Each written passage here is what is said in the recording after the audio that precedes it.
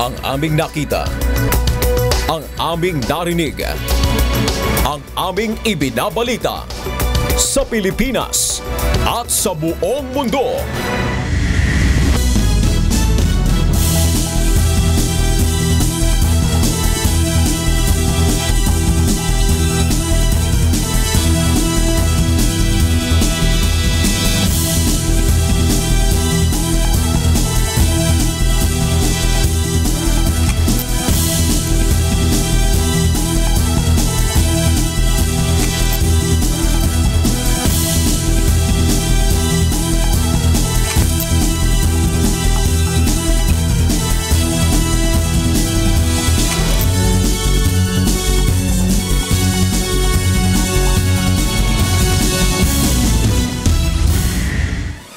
Magandang hapon Pilipinas at sa buong mundo. Sa ulo ng mga balita. Pag-iimprenta sa mga balotang gagamitin sa May 9 elections sinimula na. Mga survey gagamiting gabay ng mga presidentiable sa pangangampanya. Pangulong Aquino muling isusulong ang West Philippine Sea Territorial Dispute issue sa ASEAN-US Summit sa California.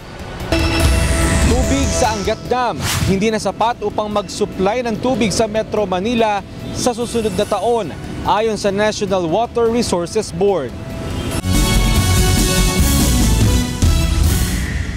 Ngayon po ay araw ng Lunes, ika-15 sa buwan ng Pebrero taong 2016. Tayo po ay sabay napapanood sa 1,360 satellite monitoring centers sa buong Pilipinas at sa buong mundo sa pamamagitan ng live streaming sa www.untvweb.com.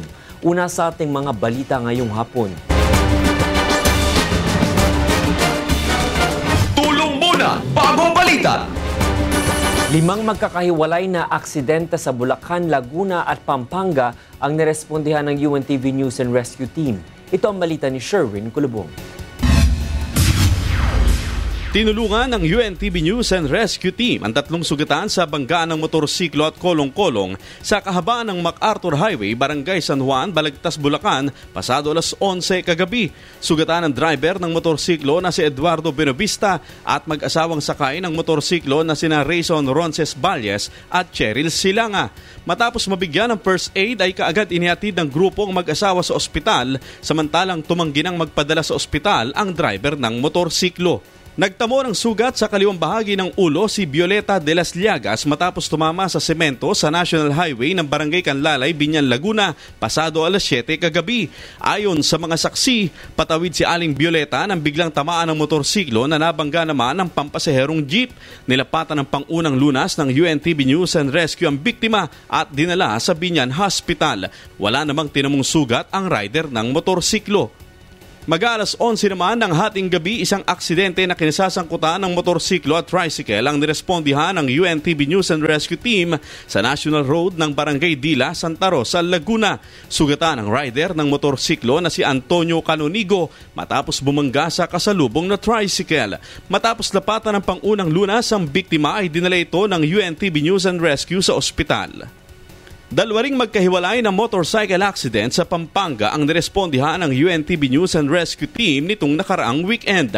Sugatan ng motorcycle rider na si Arden Lacno na bumangga sa kasalubong na motorsiklo sa kahabaan ng MacArthur Highway, Barangay San Vicente, Apalit, Pampanga, pasado alas 11 araw ng Sabado. Nagtamo si Lacno ng sugat sa kaliwang tuhod at paa na kaagad namang nilapatan ng pangunang lunas ng UNTV News and Rescue Team. Tumanggi nang magpadala sa ospital si Lacno. Ang nakabanggaan naman ito ay kaagad dinala sa malapit na pagamutan ng mga concerned citizens na nakakita sa aksidente. Pasado alas 3 ng madaling araw kahapon ay tinulungan ng UNTV News and Rescue Team ang babaeng nasagasaan ng motorsiklo sa Friendship Highway, Barangay Balibago, Angeles City.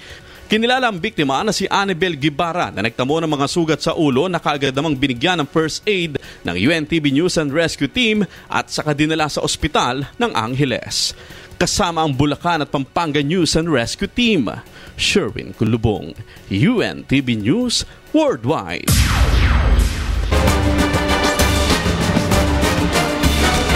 Tulong muna bago balita! Muling isusulong ni Pangulong Benigno Aquino III sa 2-day ASEAN-US Summit ang issue ng agawan ng teritoryo sa West Philippine Sea. Ito ang balita ni Nel Maribuhok.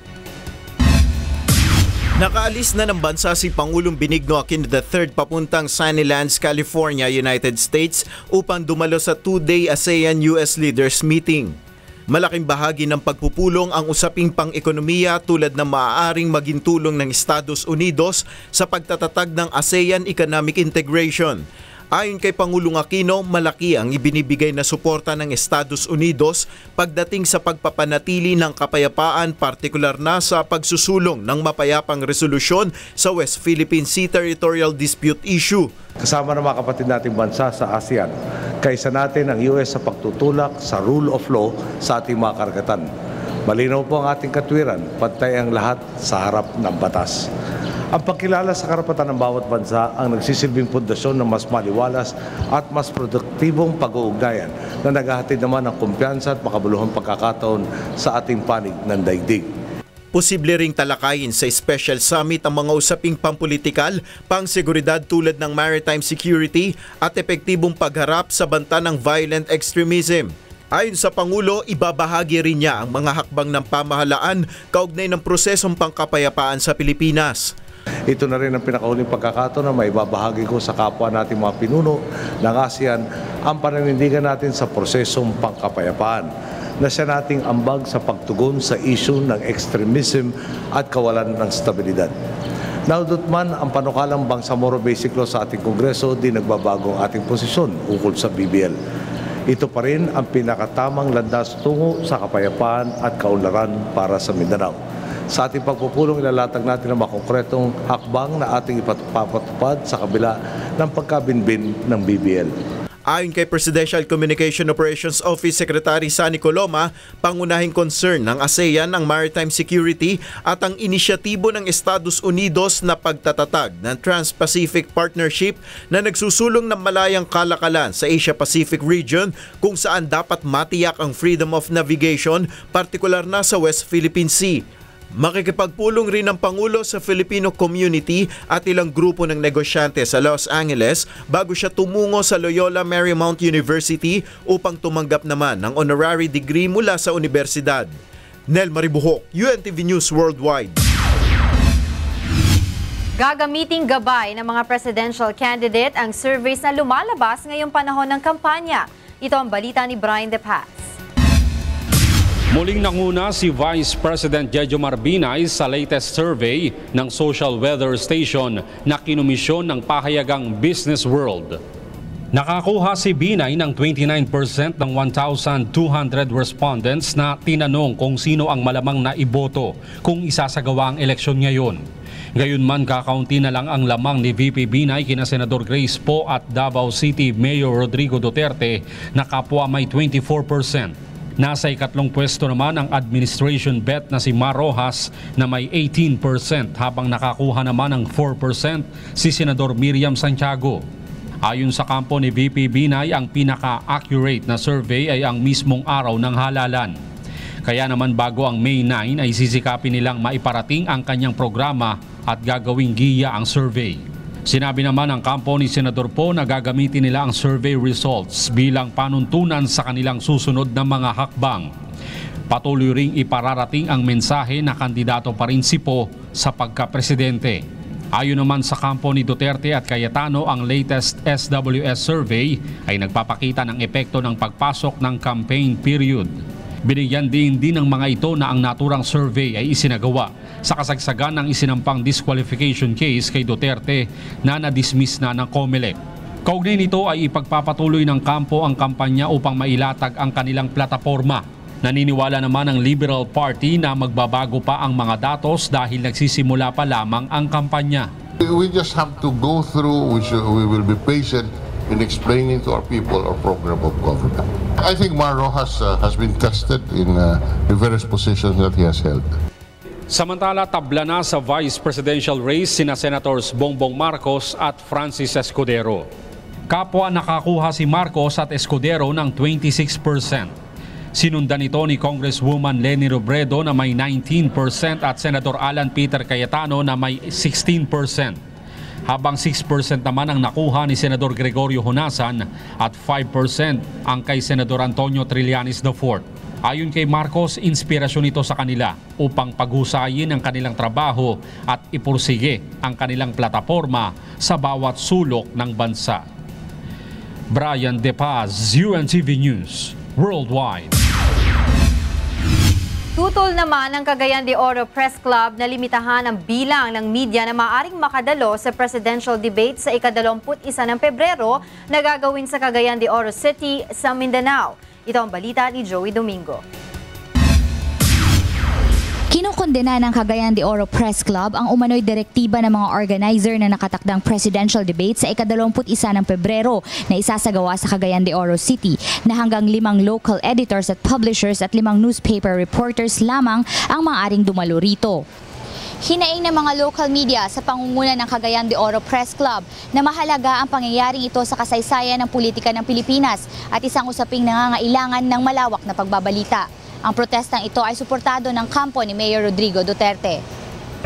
We issued a statement supporting them on this issue because it is important that the debates are being brought in the provinces precisely for the local media to cover these events. No? But we just learned GMA and Inquirer, which are the sponsoring media organizations, have totally nothing to do with this. It was the local KBP in Cagayan de Oro that set certain rules. Kumpirmado naman ang pagdalo ni Mayor Rodrigo Duterte sa darating na presidential debates. Matatandaang bago maresolba ang mga kasong diskwalifikasyon laban sa kanya, tahasang sinabi ng Mayor na hindi siya dadalo habang nakabinbin ang mga kaso ng diskwalifikasyon. Mula dito sa Davao City, Joey Domingo, UNTV News, Worldwide. Magde-deploy ng mas maraming tauhan na magpapatrolya at magbabantay sa mga checkpoint ang Philippine National Police o PNP sa pagsisimula ng campaign period ng mga local candidates sa March 25. Ito ang balita ni Lea Ilagan. Magdadagdag ng tauhan ng Philippine National Police sa pagsisimula ng campaign period ng mga local candidates sa March 25. Ito ay upang masiguro ang pagkakaroon ng ligtas at mapayapang halalan sa Mayo. Ayon kay PNP Chief Police Director General Ricardo Marquez, kukuha muna sila ng tauhan sa mga nagsasagawa ng lambat-sibat upang i-augment sa mga lugar na kabilang sa areas of concern. Kailangan din aniya nilang ayusin ang kanilang contingency planning kasama ang ibang ahensya ng pamahalaan upang matiyak ang pagkakaroon ng secure and fair election. The contingency planning should be conducted with the Armed Forces of the Philippines, with the COMELEC, and other relevant agencies na may stake during election operations. Sinabi pa ng General na posibleng madagdagan din ang 6 na areas of concern na kinabibilangan ng Pangasinan, Lanao del Sur, Masbate, Negros Oriental, Maguindanao at Samar sa pagsisimula ng kampanya ng mga local candidate dahil sa matinding political rivalry. Mas intense yung activity sa baba, so medyo marami kang babantayan. Talagang nakabantay yung mga tao sa police station. Medyo yung lambat-sibat medyo makukon muna siguro, madadivert yung ibang resources for security operations for elections. Gayunman, iniisa-isa ng bisitahin ng General ang mga nabanggit na lugar upang malaman ang kahandaan ng mga pulis sa pagpapatupad ng seguridad. We hope na yung ating inilatag na preparation will be properly implemented on the ground. As I move around, nakita ko naman yung how things are being implemented, maayos naman. Hopefully, ma-sustain yung preparations na ito. Hopefully, when the campaign period for local position, pag nagsimula Kahapon ay binisita nito ang Pangasinan habang bukas ay magtutungo ito sa Tawi-Tawi at isusunod ang Masbate at Negros Oriental sa mga susunod na araw. Nauna nang binisita ni General Marquez noong nakaraang linggo ang Cavite, Rizal, Laguna at ang Batangas na isinasailalim ngayon sa assessment dahil sa aniyay pamamayagpag ng criminal gangs. Lea Ilagan, UNTV News, Worldwide. Sinimulan na ngayong araw ang pag-imprenta sa mga balotang gagamitin sa halalan sa Mayo. Mula sa National Printing Office, ito ang balita ni Victor Cosare, live. Yes, Victor. Ang 3 ulit na pagpapaliban natuloy na rin ngayong araw ang pag-imprenta sa mga balotang gagamitin ng Commission on Elections sa May 9 elections. January 26, unang itinakda ang pag-imprenta sa mga balota, ngunit ipinagpaliban sa February 1 at February 8 upang hintayin ang resolusyon ng Korte Suprema sa mga kaso laban sa ilang kandidato. Muli itong ipinagpaliban at ginawang February 15 dahil kinailangang i-modify ang election management system na siyang gumagawa sa itsura ng mga balota. Aabot sa 56.7 million ang balotang iimprenta para sa halalan ng National Printing Office o NPO.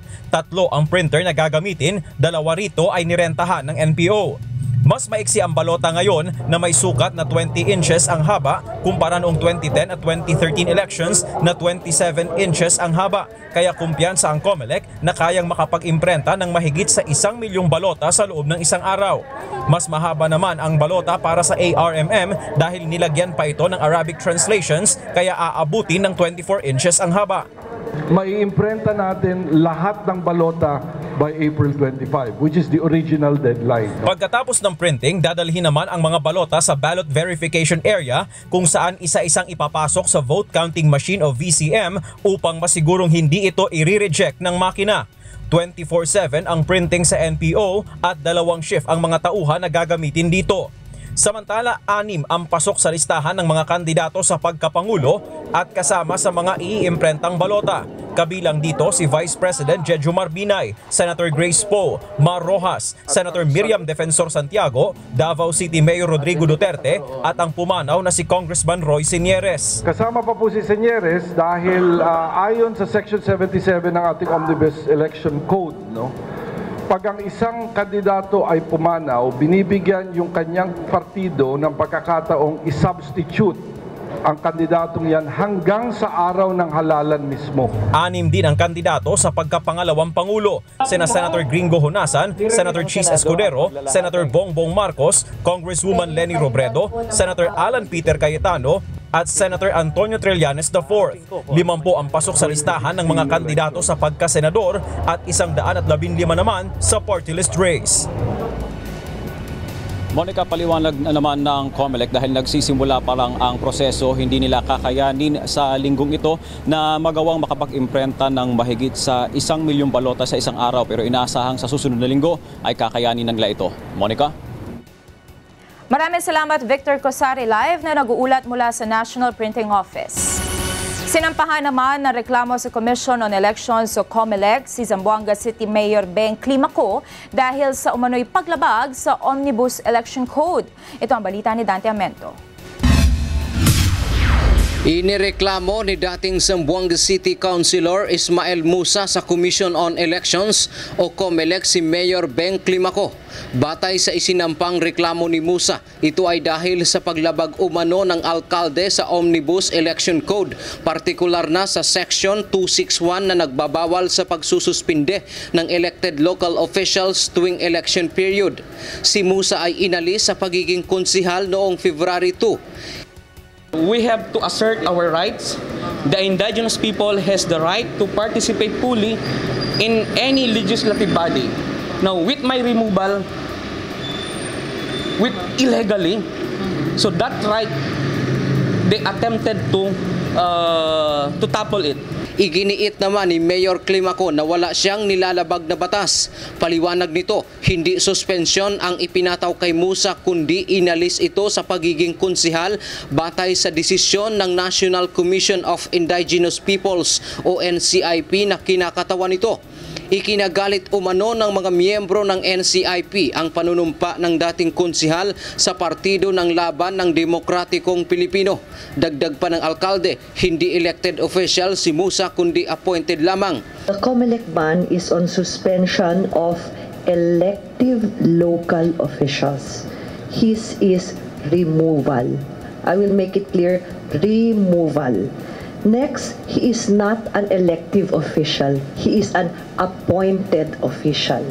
Handa naman si Climaco mag-file ng counter-complaint oras na matanggap niya ang kopya ng reklamo. Samantala, ipapadala naman ng COMELEC Zamboanga sa central office nito ang reklamo upang mabigyan ng karampatang aksyon.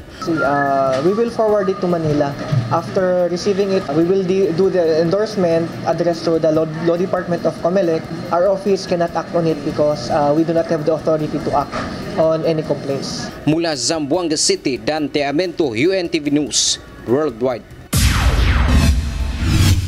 Sa ibang balita, pinabulaanan ni Davao City Mayor Rodrigo Duterte na mayroon siyang malubhang sakit.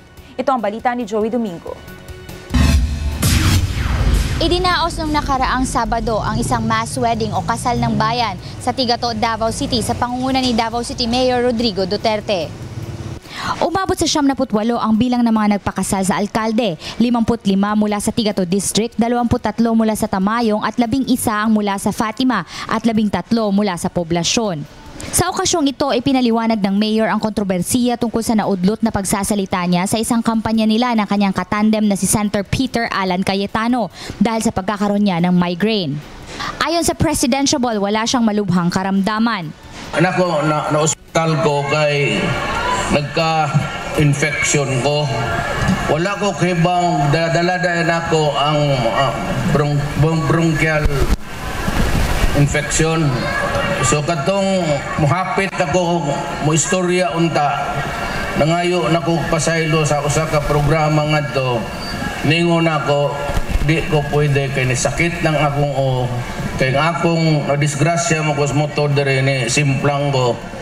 Samantala, idiniin muli ng alkalde ang kanyang pagkadismaya sa ipinagbabawal na droga at kriminalidad at nangakong magbibitiw sakaling mailuklok bilang presidente ng bansa kung hindi niya masusugpo ang mga suliraning ito sa loob ng 3 hanggang 4 na buwan. Og dili nako kaya I am into the presidency. Di nako kaya 2 ka buwan undangon yung droga. Og di nako na kaya undangon sa ika-2-3 ka buwan. Then, dili gyud dako makaya na basig tagaan ko nimo 5 ka termo no. Muna akong giingon, kaya usara may akong istorya, iposta nako akong kinabuhi. Og akong honor. Og ang akong opisina mismo. Kasama ni Duterte sa okasyon ang kanyang katandem na si Vice Presidentiable na si Senator Peter Alan Cayetano. Nilinaw ni Cayetano ang ukol sa pagiging kasapi niya ng Nationalista Party samantala ang kanyang presidentiable ay mula sa partidong PDP Laban. The NP does not have an official candidate as of now. But just like NPC and UP, NP, maraming na kay Mayor Duterte. Sa nalalabing araw ng pangangampanya, limitado ang mga lugar na mapupuntahan ng alkalde dahil anya hindi ganon kalaki ang kanyang campaign funds dahil pinipili lamang niya ang mga donasyon at tulong pinansyal na tinatanggap. Mula dito sa Davao City, Joey Domingo, UNTV News Worldwide. Susunod sa ito ang balita. Pagpapabakuna sa grade 4 students sa mga pampublikong paaralan sa Abril, optional ayon sa Department of Education. Tubig sa Angat Dam, hindi na sapat upang mag-supply ng tubig sa Metro Manila sa susunod na taon, ayon sa National Water Resources Board. Mga nais mag-ampon hinimok na sumunod sa legal na adoption process.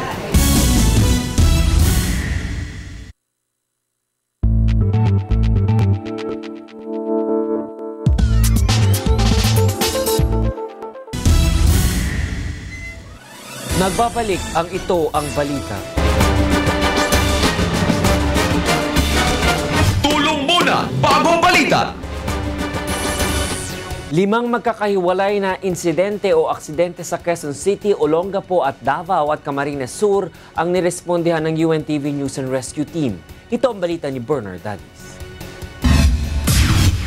Nirespondihan ng UNTV News and Rescue Team ang motorcycle rider na bumangga sa concrete barrier sa Road 20 Mindanao Avenue, Quezon City kaninang maghahating gabi. Binigyan ng pangunang lunas ng UNTV News and Rescue Team ang mga sugat ng biktima na kinilalang si Jolito Velas at saka dinala na sa East Avenue Medical Center. Ayon sa kaibigan nito na si Jester Jest, nag-overtake sila sa isang taxi habang binabagtas ang Mindanao Avenue. Hindi nila agad napansin ang mga concrete barrier na nakaharang sa U-turn slot area kaya bumangga sila roon. Makalipas ang 4 na oras, isa na namang motorcycle accident ang nirespondihan ng UNTV News and Rescue Team sa Quezon City. Wala nang malay ang motorcycle rider ni si Michael Garin nang datna ng grupo na nakahandusay sa bahagi ng barangay UP Campus sa Katipunan Avenue, Quezon City kaninang alas 4 ng madaling araw. Ayon sa nakakita sa pangyayari, matuli ng takbo ng motorsiklo habang kasabay ang isang truck, ngunit pagdating na malapit sa Center Island ay nabangga ng motor ang gutter kaya tumalsik ang dalawang sakay ng motor. Ang MMDA Rescue naman ang nagatid sa ospital sa isa pang kasama ni Garin. 2 motorsiklo ang nagkabanggaan sa kahabaan ng Calaklan Avenue, Barangay West Bahak-Bahak, Olongapo City, alas 5:45 noong linggo ng hapon. Nilapatan ng first aid ng UNTV News and Rescue Team ang rider na si Jeneline Pizarro na nagtamo ng sugat sa iba't ibang bahagi ng katawan at posibleng bali sa kaliwang kamay. Inihatid naman ng ibang rescue team si Pizarro sa James Gordon Memorial Hospital. Ang kabanggaan naman nito na rider na si Roldenio Canlas ay tumanggi nang magpadala sa ospital matapos mabigyan ng pangunang lunas ng UNTV News and Rescue Team. Isang motorcycle rider naman ang sugatan matapos bumangga sa Fortuner sa P. Garcia Diversion Road sa Davao City pasado 1:00 ng madaling araw noong Biyernes. Nagtamo ng malaking bukol at gasgas sa noo ang driver ng motor na si Nick Jaime. Matapos lapatan ng first aid ay kaagad na dinala ng UNTV News and Rescue Team sa Southern Philippines Medical Center ang biktima. At sa Camarines Sur, tinulungan ng UNTV News and Rescue Team ang 63 anyos na si Mang Bernardo Parma matapos sumama ang kaliwang braso sa makinang ginagamit sa pagmumulino ng palay sa Pamplona, Camarines Sur noong Biyernes ng madaling araw. Matapos mabigyan ng first aid ay isinugod ng grupo si Mang Bernardo sa Bicol Medical Center. Kasama ang News and Rescue Team sa iba't ibang panig ng bansa, Bernard Dadis, UNTV News Worldwide.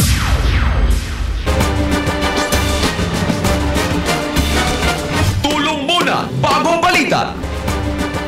Ipinahayag ng National Water Resources Board or NWRB na hindi na sasapat ang tubig sa Angat Dam na isusupply sa Metro Manila at mga karatig na bayan sa 2017. At upang ibigay sa atin ang detalye sa ulat na yan, kasama natin sa studio ang ating senior correspondent na si Mon Ocson. Mon, bakit daw? Kasi Attorney Reg, ang dahilan niyan, ang Angat Dam ay fixed lang siya. So kung lumalaki yung demand sa Metro Manila at pati yung population lumalaki pero ang Angat Dam hindi. Okay. So fixed pa rin. So ang magiging mangyari niya, nanganganib nga na kulangin ng supply ng tubig sa Metro Manila sa susunod na taon. Ayon sa National Water Resources Board, sa 2017 ay hindi nasasapat yung isinusupply na tubig ng Angat Dam sa Metro Manila dahil nga sa paglaki ng demand, pati yung population. Ibig sabihin, mababawasan yung allocation ng tubig sa Metro Manila at posibleng magkaroon din ng frequent water interruptions. Maging yung mga irrigation nanganganib din na hindi mabigyan o masuplayan ng tubig at maapektuhan itong yung mga pananim o yung mga agricultural products. Sa ngayon, sapat ang supply ng tubig sa Metro Manila dahil doon sa 2 bagyo na dumaan last year, si Lando at si Nona, kaya meron tayong enough supply for this year. Subalit, dahil hindi naman nadadagdagan nga yung imbak o yung capacity ng Angat Dam, magkakaroon ng problema dahil lumalaki naman itong population at demand sa water. Narito ang pahayag ni Engineer George Estioco, ang Deputy Executive Director ng NWRB. Lumalaking pangangailangan ng Metro Manila, yung expansion ng service area. Yun po yung mga tinitignan na mga dahilan kung bakit hindi nasasapat sa future yung available na tubig galing Angat. Attorney Reg, ang nakikitang solusyon ng pamahalaan magtayo ng mga dams. Kasama dito yung Laiban, Kaliwa at Kanan Dam sa may Quezon Province. Ang problema nga lang, itong mga dam na ito bago maitayo, it will take 5 to 6 years. May problema tayo next year. So, yun nga magiging problema dyan. 5 to 6 years yung dam itatayo. Pero next year, kulang na tayo sa supply ng water natin sa Metro Manila. Dahil dito, pipilitin ng NWRB na pagkasyahin yung tubig sa Angat Dam hanggang sa maging operational na itong mga itatayo. Pakinggan natin muli si Direct Engineer Eschoko. Magkakaroon ng regulation ng releases sa Angat Dam. Pipilitin natin na ipagkasya ito sa pang Metro Manila na requirement, and yung mga conservation practice natin ay dapat nang i-implement. Tukol naman sa pagtatayo ng dam, marami naman tumututol. Sino yon? Yung mga farmers at yung mga natives, yung mga katutubo dun sa lugar. Narito yung kanilang mga pahayag. Ang pamumuhay po namin, sir, ay laging nakadepende sa kalikasan. Kaya nga po mariin yung aming pagtutol sa mga proyekto. Napagkat para na rin pong sinabi na wag na kaming mabuhay. Po kami naniniwala na magbibigay ng tubig, yung dam na yan, pag panahon ng tag-init. Hindi magbibigay pag tag-init, pero pag tag-ulan, ay tiyak na kami pababahain. Ayon sa NWRB, wala silang ibang magagawa kundi bawasan yung allocation ng 20% come 2017. At gayon din naman, hikayatin itong mga tao na magtipid sa tubig. Mon, gaano na nila katagal alam itong problema na to? Kailan pa ba nila unang na-project na pwedeng magkulang ang ating supply ng tubig na nagmumula sa Angat Dam sa 2017? Actually, matagal na. May mga computation sila at nako-compute nila kung hanggang kailan na lang itong Angat Dam na pwedeng makapag-supply ng sufficient na water sa Metro Manila. At ito pa, Atty. Reg, ito palang 3 dam na to, 1990 pa, may study na. So imagine, 1990, tas ngayon lang yan magkakaroon ng realization. Pero hindi pa tuloy yung pagtatayo niya na kasi ibibid pa yan. Correct. So marami pang hadlang. Oo. Mon, nung nalaman nila itong gantong projection, kanino nila pinasa yung projection nilang ito at saka sino mga in-inform nilang mga ahensya ng gobyerno? Kasi it seems na parang palaki ng palaki ang population ng Metro Manila dahil na rin sa mga naglalakihang mga high-rise condominium, di ba? Pero hindi parang naaakma yung urban planning sa resources na available doon. Tamang-tama ka dyan, Atty. Reg. Ang problema kasi nito, naipasa ito sa MWSS. Sila naman kasi ang mag-endorse niyan para maipabid at maitayo itong mga dam. Yun nga lang, medyo mabagal yata itong aksyon at ang nangyayari, mukhang talaga magkakaproblema tayo sa 2017, lalo na tama ka doon, napakadami tinatayo ng condominium. Lahat yun, mga ilangan ng tubig. Saan kukunin lahat yun? Ay, good luck sa atin. Maraming salamat, Monokson, para sa ulat na yan. Hinimok ng mga magulang at estudyante mula sa Manila Science High School ang Supreme Court na desisyonan na ang hinihiling nilang Temporary Restraining Order o TRO upang matigil ang implementasyon ng K-12 program. Isinampa kanina ng mga petitioner ang kanilang ika-4 na mosyon upang hilingin sa korte na aksyonan na ang kanilang petisyon na isinampa noon pang June 23, 2015. 3 beses na nilang hiniling na resolbahin na ang kanilang mosyon na maglabas ng TRO, ngunit makalipas ang 7 buwan ay wala pa ring aksyon dito ang mataas na hukuman. Iginigiit ng mga petitioner na unconstitutional ang K-12 program dahil hindi umano kinonsulta ang mga magulang at estudyante bago ito pinagtibay at sinimulang ipatupad. Hiling nilang mapawalang bisa ang naturang programa at mapayagan ang mga grade 10 students na makapag-enroll sa kolehiyo at huwag nang kumuha ng karagdagang 2 taon sa senior high school. They will be denied the opportunity to go to college. We are convinced that the K-12 education program, the law, are unconstitutional and thus must be declared void. Pinabulaanan ng PNP Anti-Illegal Drugs Group na na-frame up lamang sina Lieutenant Colonel Ferdinand Marcelino sa isinagawang drug raid sa Santa Cruz, Manila noong Enero gaya ng aligasyon ng kasamahan nitong Chinese national na si Yan Yishu alias Randy mula sa Department of Justice. Ito ang balita ni Roderick Mendoza, live. Roderick, go ahead. Angela, mariing itinanggi ng PNP Anti-Illegal Drugs Group na nagkaroon ng set-up o frame-up doon sa pagkakaresto dito sa dating opisyal ng PDEA na si Lieutenant Colonel Ferdinand Marcelino at doon sa Chinese national na si Yan Yishu alias Randy. Sa kanilang sagot sa kontrasalaysay ni alias Randy, sinabi ng PNP-AIDG na lubhang malabo ang aligasyon nito na inutusan lamang siyang pumunta sa townhouse upang patayin ang nakabukas na ilaw doon. Ayon sa PNP, kinukontra ito ng sariling salaysay ni alias Randy na magpapatulong sana sila sa gwardiya upang buksan ang ilaw nang pasukin ng mga operatiba ang lugar.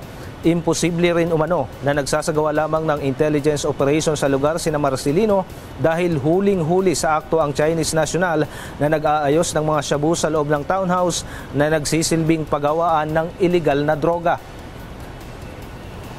Doon siya nahuli sa second floor at ina-arrange niya yung 4 na tray ng shabu doon sa laboratorio. Nagsumite rin ng sertifikasyon ang PDEA bilang patunay na hindi nila naging agent o empleyado si alias Randy. Taliwas ito sa sinasabi ng Chinese national na matagal na siyang impormante ng ahensya. Nag-submit tayo ng dokumento to prove na hindi action agent si Randy o si Yan Yishu ng PDEA. Bibigyan naman ng pagkakataon sina Marcelino na sagutin ang isinumiting reply ng AIDG kaya't nagtakda pa ng pagdinig ang Department of Justice sa ika-26 ng Pebrero. Nahaharap nga itong sina Marcelino sa mga reklamong paglabag sa Comprehensive Dangerous Drugs Act kaugnay ng pagkakaaresto sa kanila sa raid ng PDEA at PNP-AIDG sa isang shabu laboratory sa Santa Cruz, Maynila nitong nakaraang buwan. Angela. Maraming salamat sa iyo, Roderick Mendoza, live na nag-ulat mula sa DOJ. Hinihiling ng prosekusyon sa Sandigan Bayan na huwag bigyan ng kopya si dating MRT General Manager Al Vitangcol III ng counter-affidavit ni DOTC Secretary Jun Abaya at iba pa na maaari sana niya magamit sa kanyang kaso. Nahaharap sa graft at paglabag sa government procurement law si Vitangcol sa Sandigan Bayan dahil sa conflict of interest sa maintenance contract ng MRT noong 2012. Nais ni Vitangcol na gamitin bilang ebidensya ang mga counter-affidavit ni Abaya at 12 pa upang patunayan na ang DOTC ang siyang nag-aproba ng maanumalyang maintenance contract at hindi na niya ito sakop. Ngunit paliwanag ng prosekusyon, walang good cause o sapat na basihan ang hiling dahil immaterial na ito sa kanyang kaso. Ang mga counter-affidavit ay nasa prosekusyon at naisumite noong iniimbestigahan pa lamang ng Office of the Ombudsman ang kaso ni Vitangcol. Samantala, hindi ikinaila ang PNP o ng PNP Maritime Group na kulang ang kanilang pwersa at sea assets para sa pagsugpo sa kriminalidad sa karagatan. Kaya patuloy ang ginagawang pagpapalakas sa Barangay Intelligence Network na binubuo ng mga mangingisda upang makatuwang sa pagsugpo sa iba't ibang uri ng krimen sa karagatan sa Mindanao. Malaking tulong sa kanila ang mga impormasyon mula sa Barangay Intelligence Network upang maging epektibo ang kanilang kampanya. Nakakatuwang din nila ang kanilang mga assets sa barangay sa paglaban sa environmental crimes gaya ng illegal fishing at pagnanakaw ng mga yamang dagat.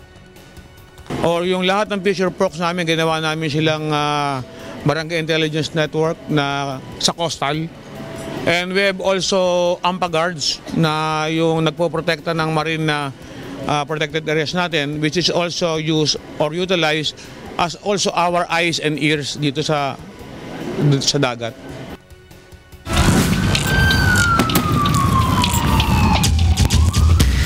Natagpuan ng mga operatiba ng PDEA Region 1, PNP, AFP at Philippine Air Force ang nasa 2 ektaryang taniman na marijuana na sakop ng Sitio Likungan, Sitio Nava at Sitio Nagawa sa bayan ng Sugpon, Ilocos Sur. Tinatayang nagkakahalaga ng 50 milyong piso ang mga plantasyon na marijuana na nadiskubre simula noong Sabado. Tinawag na Oplan Love Triangle ang isinagawang operasyon. Naaresto naman ng mga otoridad si Jomar Kapukap sa Barangay Likungan, Sugpon, Ilocos Sur na tagapag-alaga umano ng mga marijuana sa lugar. So, mahirap pong makahuli ng cultivator dahil malayo pa lang tayo, tatakbo na sila. Nagkataon lang na gumamit po tayo ng air assets ng Philippine Air Force. Kaya nasorpresa po yung ibang nagtatanim.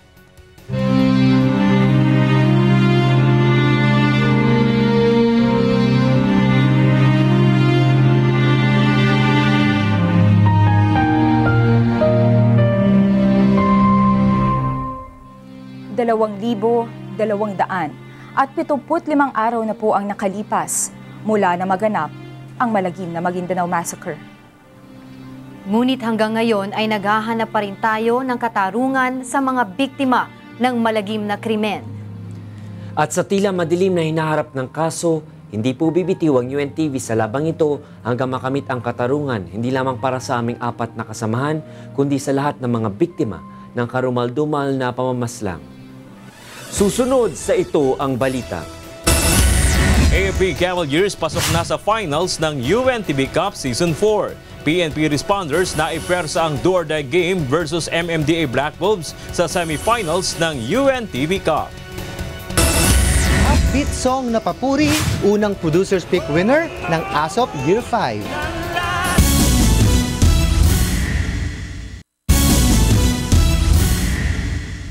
Sa pagpapatuloy ng ito ang balita, hinimok ng Department of Social Welfare and Development o DSWD na ang mga nagnanais na mag-adopt ng bata na sumunod sa tamang proseso. Ito ang balita ni Darlene Basingan.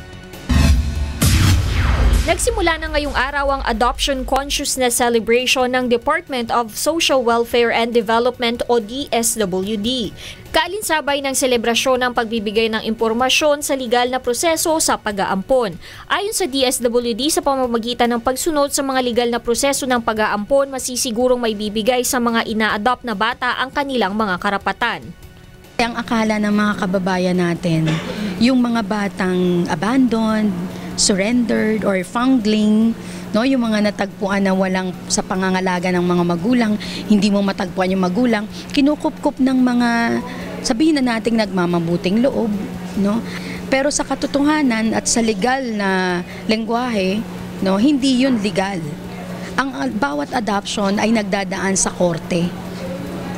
Kadalasang hindi na dumadaan sa legal na proseso ang mga nag-aampon ng bata dahil bukod sa mahaba ang panahong itinatagal nito, ito'y magastos din. Ayon sa DSWD, sa ngayon ay pinaikli na ang proseso ng pag-a-adopt at tumatagal na lamang ito ng 1.5 taon. Dati tumatagal ang proseso ng mahigit sa 2 taon dahil nababalam ng matagal sa pag-approve ng korte. Wala na ring dapat bayaran sa DSWD. Magbabayad lamang sa korte at Accredited Child Caring Agency ang mga mag-aampon. Ang DSWD at 2 pang accredited child caring agencies lamang ang pinapayagang magpaampon. Ang mga ito ay ang Kaisang Buhay Foundation Inc. at Norville Foundation Inc. Bilang unang hakbang sa pag-aampon, maaaring lumapit muna sa DSWD o alinman sa accredited child caring agency. Kapag aprobado na, saka ito dadalhin sa korte for approval. Binigyan din ng DSWD na bawal ang simulation ng birth certificate ng mga batang inampon. Is a criminal act. And bawal na bawal yun dahil parang pinalabas mo na ikaw yung nanganak, hindi naman ikaw yung nanganak.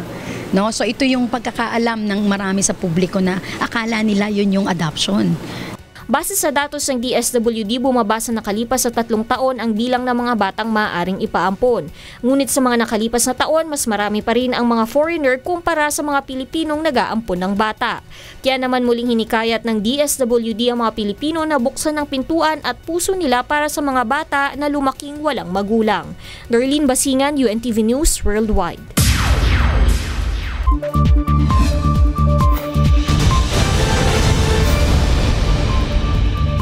Alamin natin ang latest sa lagay ng panahon mula kay Ray Pelayo na nasa UNTV Weather Center. Ray, kamusta ang temperatura natin sa maghapon? Magandang gabi, ito ni Reggie sa ating mga kasambahay. Medyo malamig pa rin yung ating temperature kaninang umaga, 21.7 degrees Celsius as of 6 a.m. At medyo lumalakas din itong ating amihan at maaaring hanggang 2 araw ay ito'y maramdaman pa natin sa lalo na sa may area ng Northern at Central Luzon at maaaring bukas hanggang dito sa Metro Manila, Atty. Reg. Yan, ramdam pa ni Salia ang lamig na yan. Sige Ray, ibigay mo ng kabuuan lagay ng panahon sa Magdamag. Narito po maglagay ng panahon sa mga susunod na oras. Yung amihan po lumalakas nga at nakaka-apekto ngayon sa may northern hanggang sa central Luzon. Samantalang itong tail end of a cold front, ito po yung mga ulap naman nakaka-apekto sa may Bicol region. Sa forecast po ng Pag-asa, ang area po ng Quezon at yung area po ng Bicol, makakaranas pa rin po ng makulimlim na lagay ng panahon. At meron po diyang mahina hanggang sa katamtamang pagulan. Ang area po naman ng Cagayan Valley, Cordillera at Aurora ay makakaranas po ng mahinang mga pagulan. Samantalang sa Metro Manila at nalabing bahagi ng Central Luzon kasama na yung area po ng Ilocos ay makakaranas po ng papulupulong mahinang mga pag-ulan. Sa area naman po ng Northern at Western Seaboard po ng Northern Luzon, nakataas po ang gale warning ng Pag-asa. Ibig sabihin po niya, delikado na pumalaot lalo na yung mga sakyang pangisda at maliit na sakyang pandagat. Sa Science Garden sa Quezon City bukas, maaari pong maitala ang temperatura ng 31 degrees Celsius, ganyan din sa area ng Puerto Princesa City sa Palawan. Sa Tuguegarao po 32 at sa Baguio 14 to 23 degrees Celsius. Partly cloudy to cloudy skies din po ang area ng Visayas at magkakaroon po ng magandang lagyan ng panahon. Pero may mga tsansa na magkakaroon po ng isolated thunderstorms lalo na dito po sa may silangang bahagi. Sa Iloilo City, hanggang 31 degrees Celsius ang maaari pong maitalang temperatura bukas. 30 sa Metro Cebu, gayon din po sa may area ng Tacloban City. Bagyang maulap hanggang sa maulap po ang maaari maging papawarin dyan sa may area ng Mindanao at magkakaroon po ng magandang lagyan ng panahon. Pero may mga tsansa na magkakaroon din po ng papulupulong pagulan, pagkidlat at pagkulog. Sa Cagayan de Oro City, hanggang 31 degrees Celsius ang maaari pong maitalang temperatura, gayon din po sa Metro Davao, pero sa Zamboanga City hanggang 32 degrees Celsius. Ang ating pong sunrise, 6:20 a.m. at ang pong sunset, 6 p.m. Yan ang ating ulat panahon. Umulan man po't umaraw, huwag natin kalilimutang pasalamatan ang Diyos na lumalang. Balik sa inyo dyan sa studio. Maraming salamat, Ray Pelayo mula sa UNTV Weather Center. Mamamonitor na ng Bureau of Fisheries and Aquatic Resources o BFAR ang mga mangingisda sa buong bansa sa pamamagitan. Nagbabalik si Ray Pelayo. Sa isang maliit na monitoring center na ito ng Bureau of Fisheries and Aquatic Resources o BFAR ay nakikita ang mga karagatang dapat nilang bantayan. Dito dinedevelop ang Information Technology-Based System upang makita kung saan pumupunta ang mga mangingisda sa mga karagatang sakop ng bansa at sa mga lugar na pinapayagan silang pumalaot. Ayon kay BFAR Director and DA Fisheries Undersecretary Asis Perez, naisip nila ang ganitong paraan dahil kulang ang kanilang mga tauhan upang i-monitor ang napakalawak na karagatang sakop ng Pilipinas. Sa pamamagitan ng programang Boat-R ay inirehistro ang mga fishing vessel na ngayon ay umaabot na sa mahigit 150,000. Ang ilan sa mga ito ay nalagyan na ng transponder upang matrack ang mga ito kung saan nanghuhuli ng isda. Makikita rin dito kung may mga mangingisdang pumupunta sa mga karagatang nasa closed season. All of these are working now. Lahat ng system working na. Yung iba lang niro-roll out pa. Umabot na rin sa mahigit sa 1.6 million ang mga mangingisdang nakarehistro sa ahensya sa pamamagitan ng Fish-R program. Alam na ngayon ng gobyerno kung sino ang mga mangangailangan ng ayuda na isasama nila sa kanilang programa. Mga Pilipino ang gumawa ng programa. Sa taong ding ito ay planong ilunsad ang application upang malaman kung magkano ang presyo ng mga isda sa mga pamilihan sa bansa. Ray Pelayo, UNTV News Worldwide.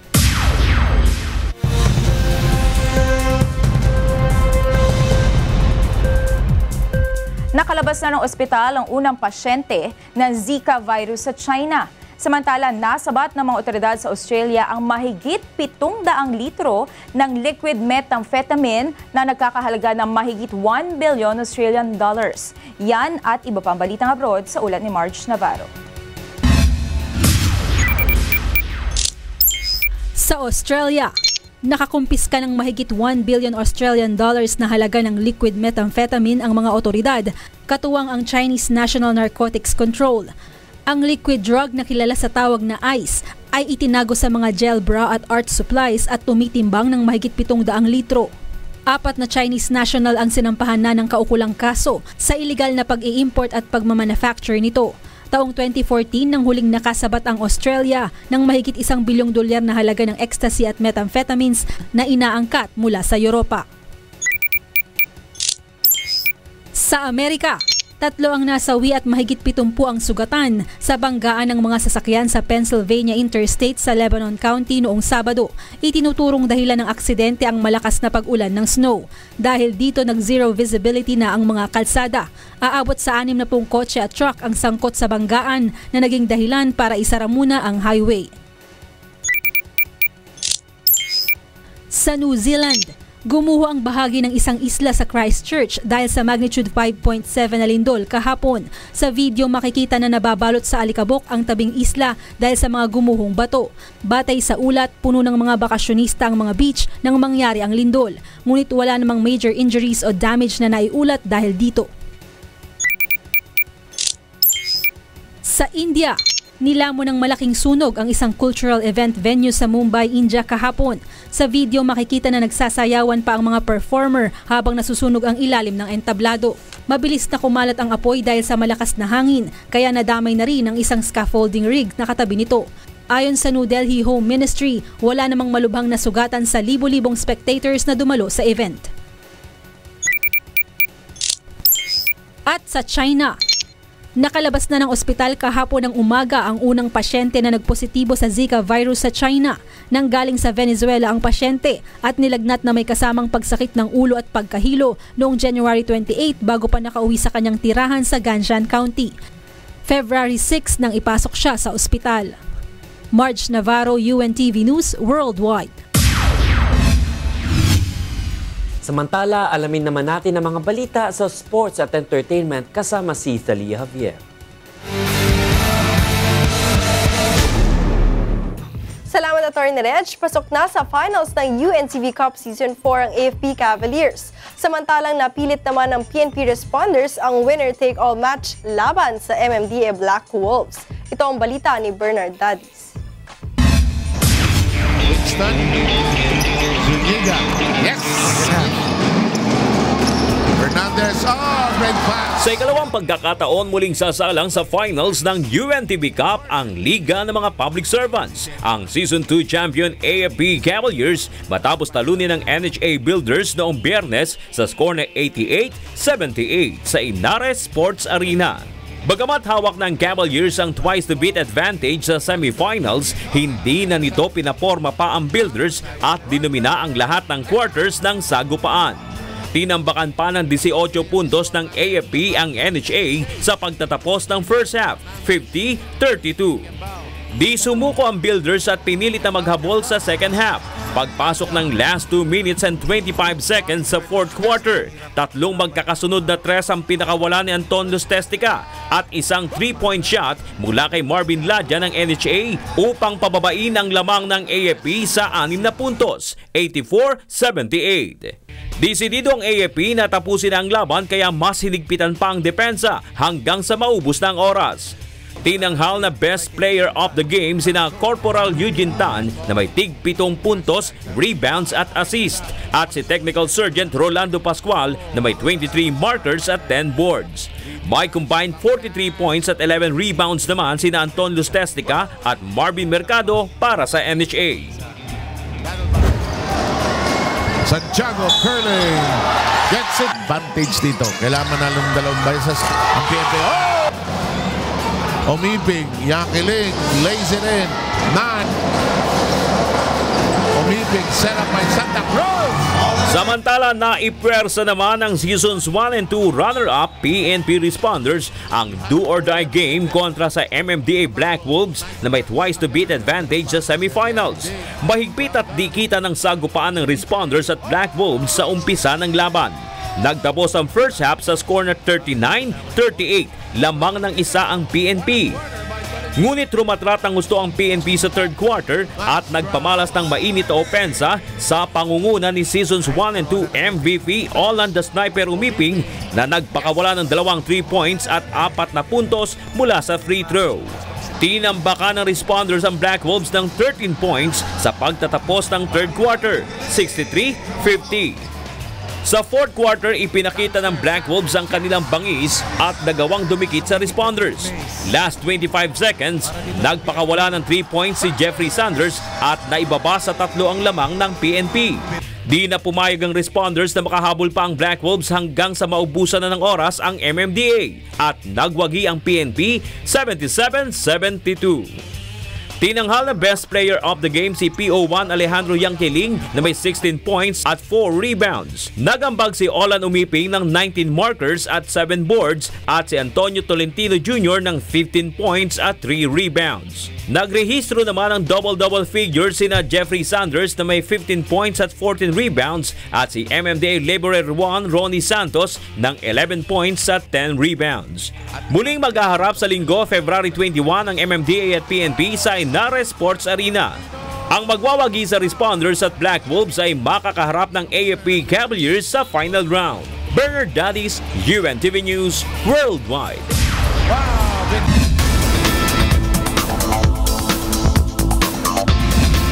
Isang nakakaindak na papuring awit ang tinanghal na unang Producer's Pick winner sa Asong Preso ASOP Music Festival kagabi.